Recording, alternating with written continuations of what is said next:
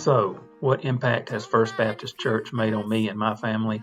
In other words, what strong effect has First Baptist had on my life and now my family's lives?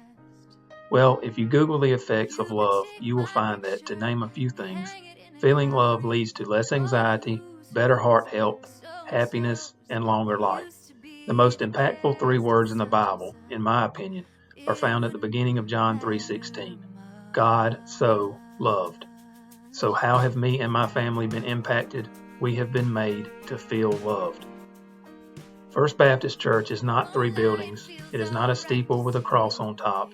It is not a place. First Baptist Church is a people. It is the members, all brothers and sisters in Christ, a godly family. Matthew 18:20 teaches us that wherever two or three of God's children gather, there he will be.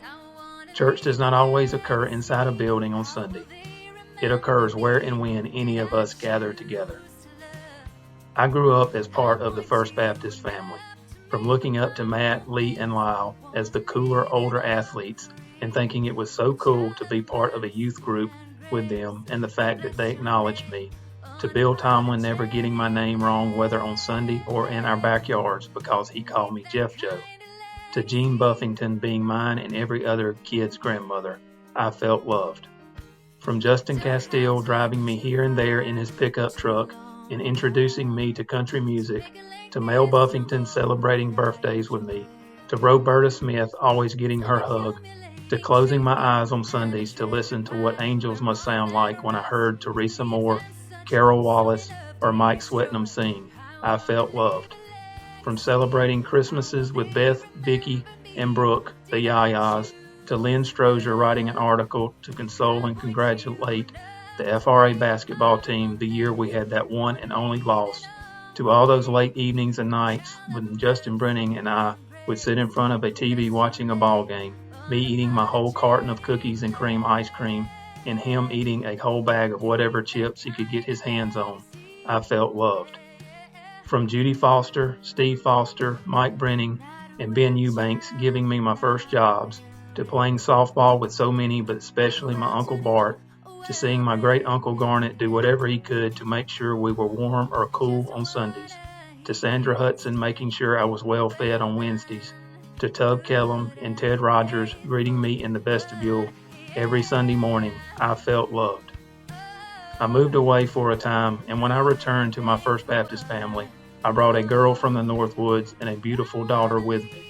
And from Judy McCurdy opening up her house to Brenda for our wedding, to Craig Williamson not only marrying me and Brenda, but traveling to a home in Columbus to marry my brother and his wife, to Beth Hadley making our wedding day literally go off without any hiccups, we felt loved.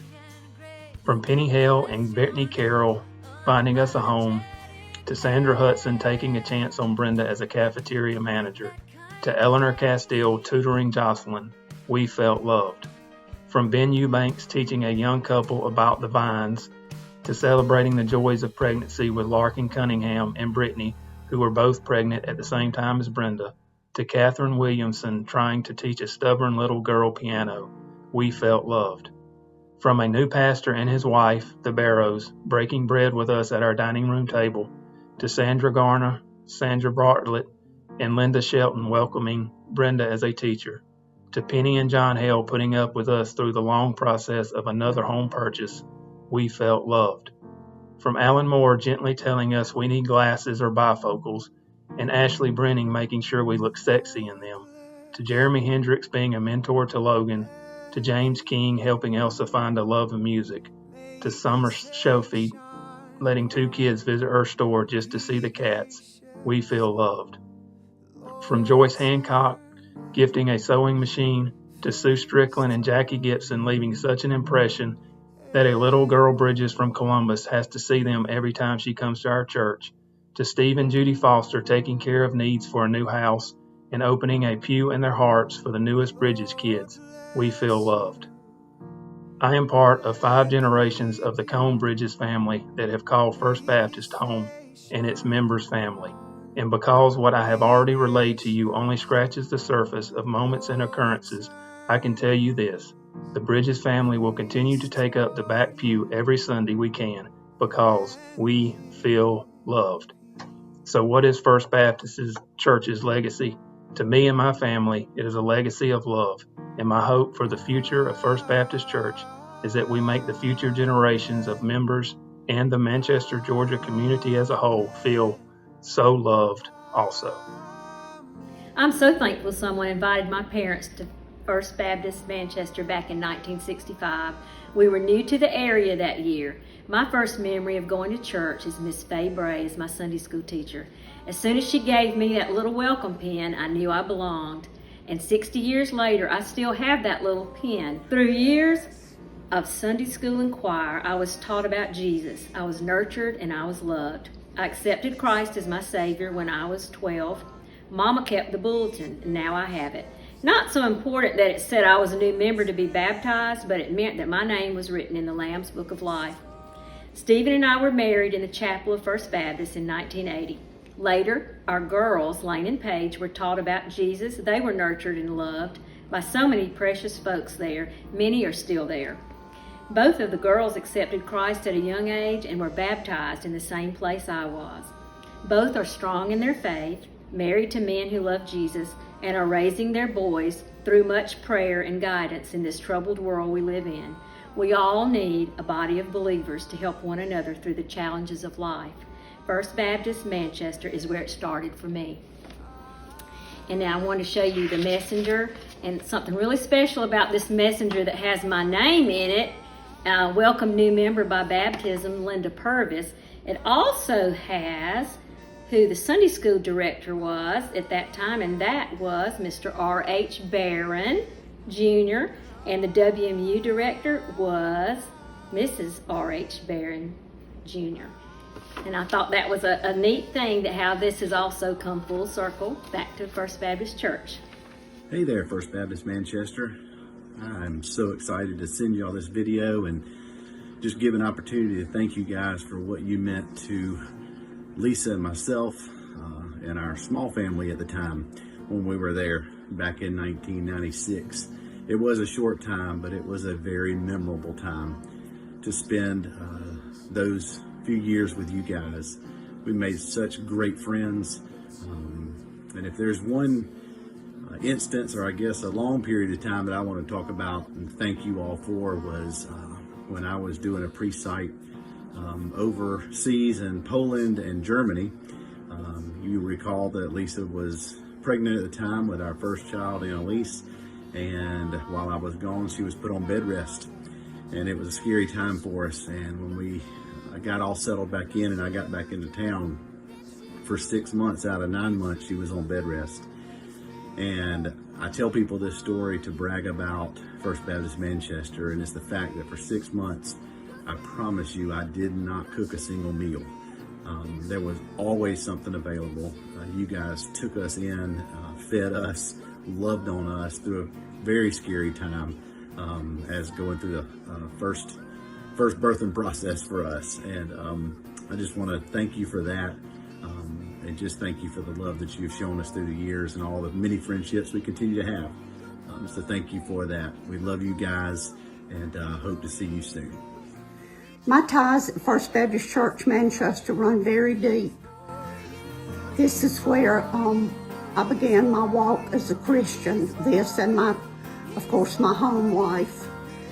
But there were so many adults in the church who loved, supported, and guided me in the right direction, who helped me understand my beliefs, who taught me in Sunday school, and who just overall led me in the right direction. Most of these are gone now, and there are so many that I see who are coming along in the church to continue leading First Baptist in the right direction. I'm so proud for the church and for what she represents in Manchester. I feel that what I was taught, I have been able to instill in my children and in my grandchildren, just as I know the adults there now and the young people are able to share their beliefs. They're able to love those around them, support those around them. The church will continue to thrive, I know. And I'm so proud that you're able to start this renovation and building program. I wish you all of God's blessings. You'll always have first place in my heart, and I feel that whatever I can be at my church now in Newnan, where we live, I owe it all to First Baptist Manchester.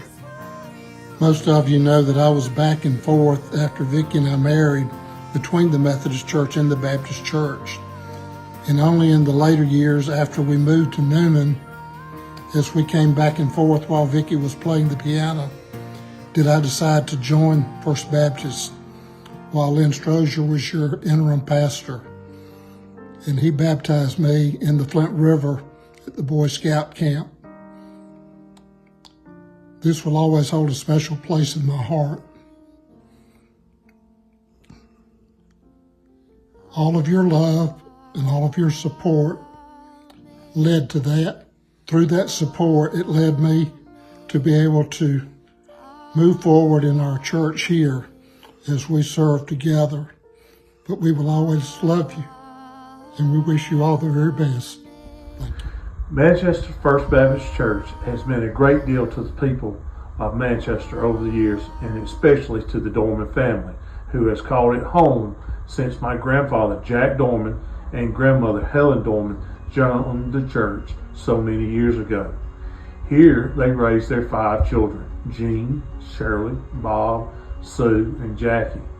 Likewise, they also raised their children like myself, my brothers, and many cousins. Now the church plays home to my children, and countless other grandchildren have attended here over the years. I use the word home because that is what it has been for our family. Some of my fondest memories with my family involve this church, such as celebrating my grandparents' 50th wedding anniversary, weddings, and sadly, some funerals. We have witnessed the old and new education building being built, and our current sanctuary that we love coming to on Sundays and on special occasions, such as baptism of so many of us, Christmas celebrations, and revivals. My family has not only been members, but have served on many committees to ensure that First Baptist Church remains a cornerstone of the community. Today, we come together to celebrate this church and to celebrate the legacy that it represents to so many in my family. Hello, my friends. This is Beth Tomlin Carlisle. My parents are Bill and Pat Tomlin, and my brothers are Andy and Michael. And we started attending First Baptist Church in the 1960s when we moved from Columbus, Georgia. I remember going to GAs, which was the Girls in Actions, and my brothers going to RAs, the Royal Ambassadors. Your love, teaching, knowledge, and dedication to the command to go forth and make disciples of all nations and teach them to obey everything that Jesus has commanded you is evident in your actions as well as the fruitfulness of the church. I wanted to share that there have been so many milestone and life-changing events that happened at this church. I'm grateful that you taught me God's truth from the Bible and that you guided me in my growth of my personal relationship with the Lord. I wanted to first mention that my service of baptism was held in the chapel on May 16th, 1976, at the age of 12 years old. My wedding ceremony was also celebrated in the worship sanctuary on June 18th, 1988 by Reverend John Allen. Many wonderful memories there. My parents' celebration of life services were held in the worship sanctuary. So I just wanted to say thank you. Your lives and the work for Christ have impacted my life and helped me to grow into the woman that I am today. And I also wanted to let you know that I have enjoyed coming back to Manchester First Baptist to visit family and friends and participate in the many events that you have held at the church through the years. I've enjoyed coming with my mom and dad for the holiday events, Christmas, hanging of the greens, choir, also Easter, and the Valentine's Day dinner. That's always fun, and that something that my parents enjoyed doing together was coming to church and being involved and helping others to know Jesus.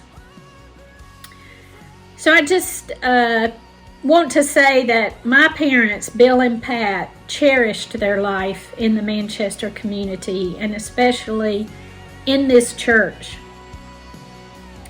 You, the brothers and sisters in Jesus Christ at Manchester First Baptist Church, are my family for eternity, and I love all of you. So let's just continue to take to heart God's words in Hebrews 12, 1 through 2.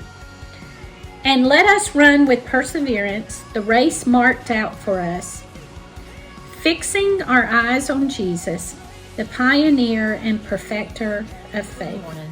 Where in the world do I start talking about what First Baptist Church has meant to me and still means to me today? I became a member or started attending First Baptist Church back in 1981, becoming a member just shortly after. It's where my children were dedicated as babies. It's where they attended Sunday school with teachers like Miss Jackie and Miss Sue, and of course many others. They attended Mission Friends, GAs, and went through the youth program. All the major milestones in their lives, such as graduations and showers and all, were at our church, given by our church family. It has always been a very important part of our life and an important part of their life. Of course, our church family has been there through all the wonderful things, but they've been there when things were not so good. And just like everyone else, there are those times of trials and just the tough times. And there are just a few things that come to mind that I'd just like to mention where our church family was there for us. Back in the mid-'80s, our house burned. I had gotten the call while I was at work that it was on fire, and when we drove up in the driveway, the first person I saw standing there was Mr. Sam Bullock.